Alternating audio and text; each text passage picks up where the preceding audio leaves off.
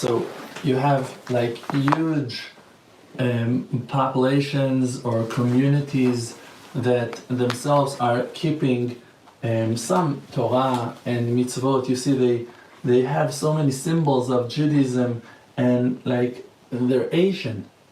Like they are Asian, but still in the same time they are maintaining ancient traditions of sacrifices or altars or lights candles or having side curls. Pe'ot doesn't trim their beards. They were talitot with string, with tchelet, you can see. And those things are amazing. It's amazing. But now I want to tell you what is more amazing than that. What is more amazing than that is that it's true that now if you'll go to Pakistan, to Afghanistan, to China, to India, to Syria, to those places, you will find small communities with, let's say, 50 or 100 people. In Africa, you're going to find tribes, you're going to find small groups, communities that still hold a certain tradition and relate to a certain tribe. They will say, I'm from the tribe of Gad, I'm from the tribe of Asher, I'm from the tribe of Zvulun. Wonderful. But like that you can see today in the people of the Jewish tribe, the Yehudim, the Jewish, that some of them are secular and they're not observing Torah or mitzvot. And some of them were able to keep the tradition and they are observant until today. Also between those tribes, between those lost tribes, the same thing happened.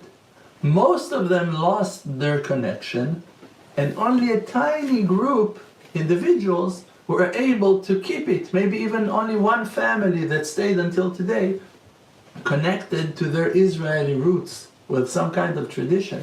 So the fact that you find one community of 50 people, of 100 people in a certain state, is the sign for the fact that the reality is that hundreds of thousands of people that are surrounding them in that area, that today they will be Christians or Muslim or whatever, they are Israelis in the roots of their souls. Maybe they don't know it, maybe they don't have no recollection to it, maybe they don't relate to it even, maybe they don't remember, but the reality is that if there is a leftover in a central place, it has circles on circles of families that were once from the same root, just that they forgot about it.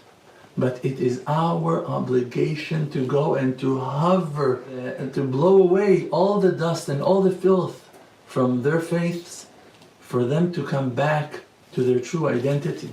That's our mission. And that is the mission of Mashiach. That Mashiach will go and blow away all the darkness from the world and will remind people their true identity.